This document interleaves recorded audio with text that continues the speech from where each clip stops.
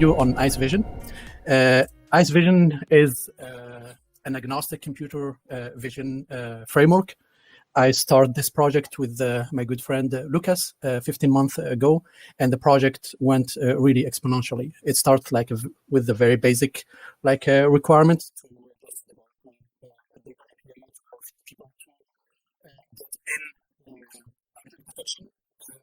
We noticed that object detection, it's like notoriously difficult when it comes to try to pick a model and to train your own data. So the objective is to democratize computer vision and to make it really easy to use for people in different areas, and that way they don't spend their time in figuring out how to run a model and how to hook up like the different parts of the algorithms and the training group and so on, and just to focus on collecting data and just training their data. So before diving in, I would like just to cover the different tasks that are supported in IceVision. So up to now, we are covering object detection. So for those who are not familiar with, it's a bit different than classification. So the idea is to detect objects and to also assign labels to different objects. Like here, we are using a toy data set called fridge objects. And we also cover instance segmentation, which is quite similar to object detection. It adds more like the mask or the contour of your object. So it's like more precise than just drawing a box around your object. Then we have key points, and key points, they have like many applications that we can apply them in different use case and industry and so on. And we also cover semantic segmentation. I think this one is like quite popular because of self-driving vehicles, and it's relatively easy in comparison to instance segmentation or object detection. And lately in IceVision, we introduced hybrid models, and the idea is to have a multitask training. And by multitask is, I mean, we can train different tasks at the same time. So here we have object detection, classification, and segmentation. And the idea is to have just one backbone, and then we plug to those backbones the neck and also different heads where we can have object detection, classification, and segmentation. In this example, we can see that we are doing object detection by detecting people. So I'm drawing the box around them, and also classification. And here the classification consists of detecting, for example, what kind of lightning, and is it indoor, outdoor, and so on and so on. And this, this framework is going to be extended to other tasks, and probably to like time series, and also to NLP and so on. And to our knowledge, IceVision is like the first framework that support out of the box these kind of hybrid models. So to go back to why we decided to develop IceVision, I'm going to describe like a use case that will sound very familiar to you. Let's say we have, as an engineers, we would like to solve a problem, and to solve it, we have to use an object detection. We have to train an object detection model. So we will face the issue to decide which so let's pick PyTorch because it's the one that is most popular these days. But our plan is also to support later TensorFlow and MixNet. So in Torch Visions, we are familiar with the PyTorch. We have Torch Vision, and Torch Vision supports different object detection models like faster-rcnn, and also mask-rcnn, keypoint, and RetinaNet lately. But then we are limiting ourselves just to those 3 or 4 models. So if the competitor decides to use another model, and even if we started our project like 3 months before them, we might be like lagging behind if they pick up like a more capable models. And as an example, we have MM detection. MM detection, it's a very interesting project from MM Labs, and in their library they cover over 50 models, and they provide over 300 checkpoints, which means like over 300 pre-trained models that we can use out of the box. And we also have the choice to choose efficient det. Efficient det shows like great results in both academia and industry. And there's also YOLO V5 that is quite popular because of the fact that it's very light and it trains fast, and also it's very suitable for to be used on mobile devices, for example. And then at certain point, we could decide we would like to change our models, even if we have some from detection. The fact that Ross Whiteman has his library called TIM, he provides over 270 models with pre-trained models and checkpoints and so on. So we might be interested in creating like new models by combining those from Ross and those from detection, for example. Then once we decide which models we are going to use, we might facing the choice between either using, for example, the training loop from detection or the training loop from pytorch-lightning or faster, for example, that provides like a very good default setting and all kind of tricks to facilitate training our model. We also have like more curated libraries that are publicly available. So at this point, we might wonder, so what if we don't have to choose between those different libraries? And what if we could just have access to all of them or a part of them? And the answer is IceVision. This is what we build. What we build is a framework that bridges all those libraries and which eliminates like the hard choice to choose between those models and between different training loop and so on. So basically, IceVision, what it is, it's a unified computer vision framework that deals with data, the model, and the training at the same time. So to give you a sense how it's unified, this is the kind of code snippet that any IceVision user will use. And it's a very standard, like a code snippet. And it always follow like these steps. The first step is to choose the model. So here we choose a model, for example, from MMDet. We are choosing GretNet. And which backbone we are using? We are using here a ResNet 50 FPM. So once we choose our model, all what we have to do is to load our data to parse it. So out of the box, we support both Coco annotation and voc annotation, but we also support custom parser.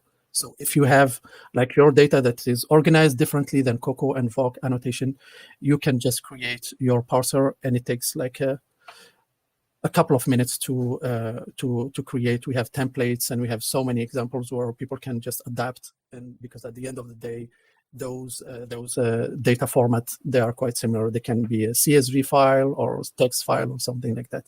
And then in IceVision, we support transforms.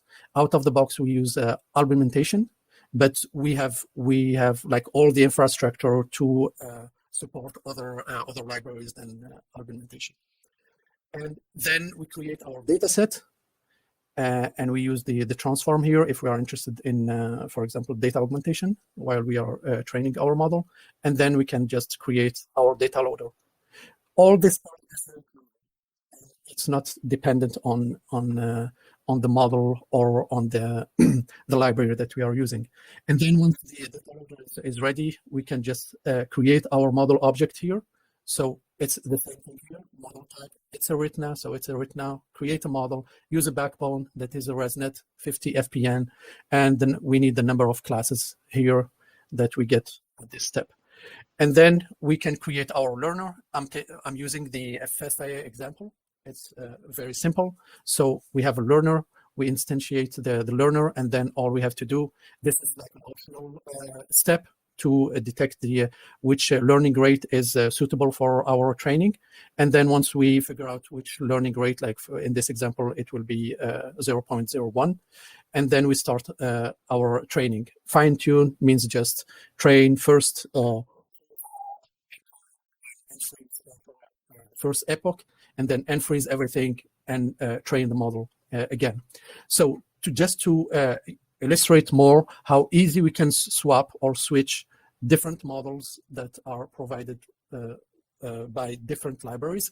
So here we have 4 examples.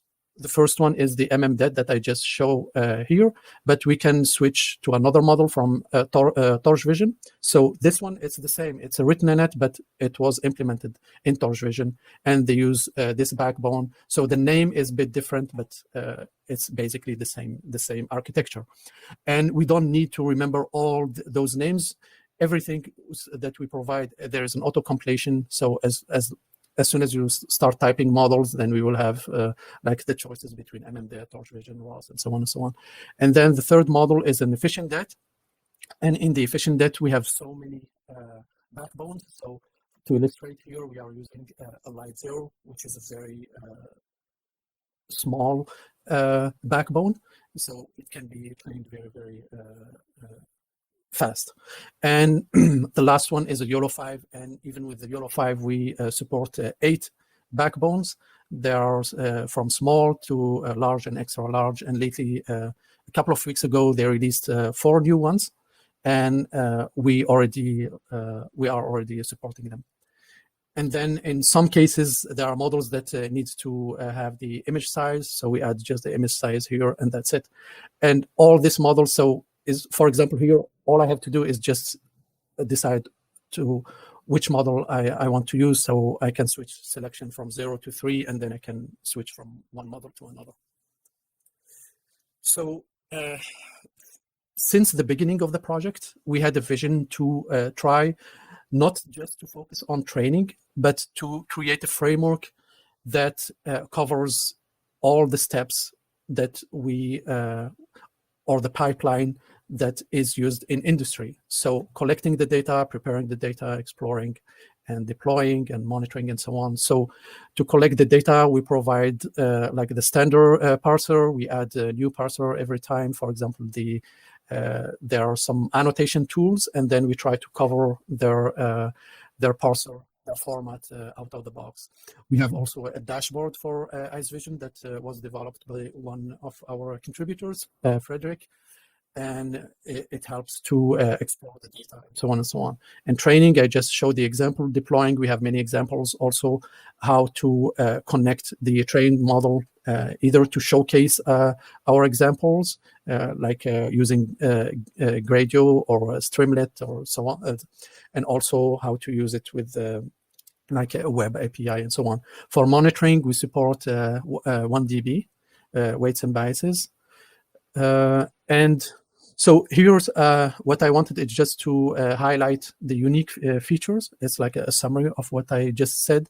So IceVision provide like a data curation. So we auto-detect like the mistakes, the most common mistakes.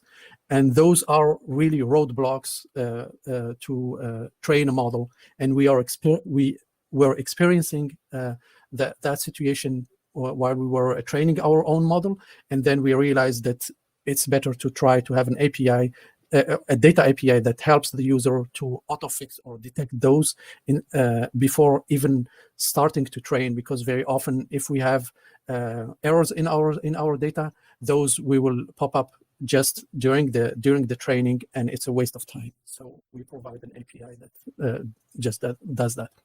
And so we have a dashboard for IceVision that was built by Frederick. And as I said, it helps to explore the data, the distribution of our boxes, and so on and so on. And it gives really like a nice overview of how our boxes are distributed, and before we train and after we train and during inference and so on.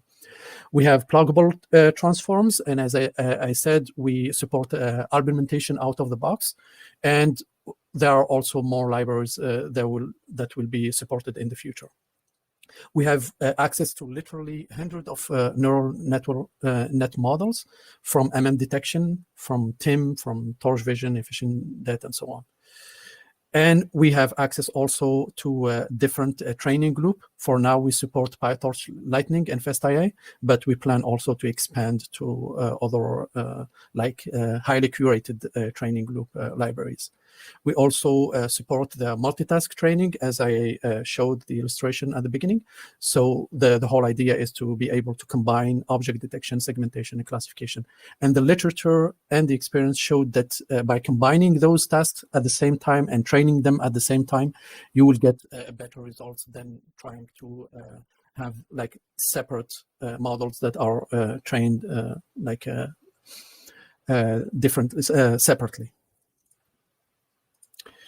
So IceVision is built around a community, and we have some really high, very talented core developers who are helping us to expand and to improve the framework. And we are expanding on a regular basis with the idea that we would like to support more and more tasks and more library. So we have core developers that are expert in their domain, and in different domains. Some people they were working on audio, some people on video, and some people have background in NLP and so on. So the fact that we have like a very diverse team, it helps us to improve our framework and to expand very quickly. Also, from day one, we want to build a community around IceVision, because the success of this framework will depend on the adoption, on its adoption. So from the beginning, we put some efforts to create like a very welcoming community and to welcome both beginners and intermediate and expert users. So IceVision was, we started the project in May or June 2020, and we released our first version in September, end of September 2020.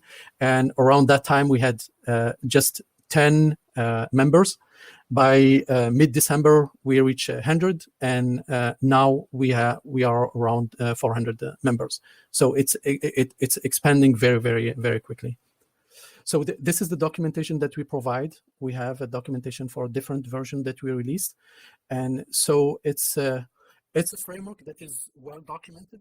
And ours, the IceVision users, very often they highlight the fact that we provide like a very extensive documentation, and we provide examples and access directly to a Colab notebook where people can just open a notebook and they can play with the example that we provide. Like this one, I just started it earlier. And so basically, it's the same thing that I was presenting earlier. Here we can choose a different model and different backbone and so on. And then we can train our model. Let's say, yeah, it's still on. So here, this is what I mentioned earlier. This is like an optional step where we can have like a suggested learning rate. This is provided by the FastAI library, and lately pytorch-lightning, they follow the same path, and they also are providing an LR find for their framework, and that gives you like the different learning step. Here it's because I just trained my model, so it's suggesting another learning rate. But usually, if it's the first training, you will end up with something similar. Hopefully, it's something like this. So we can see that the learning rate here is the minimum is around this, but you already have this, like the suggested one that you should try to use out of the box. And for this example, we can see that we reach a precision of almost 90% after just 20 epochs. And this is because we are using transfer learning in this case. So it trains pretty fast. So, and this is our Discord forum. So we are using Discord as a forum. And here we have all the list of all our projects that are in progress. So we have the TIM and MM detection integration, the multitask metrics. We want to provide our own metrics, and we have audio and so on. There's a project around deployment about small object detection. This I tweeted about it and shared on LinkedIn lately, and just to give some tips and tricks for people who are interested in detecting small objects. We also have a channel for Kaggle. So we have people who are interested in competing in Kaggle, and they use IceVision as a framework to train their model there.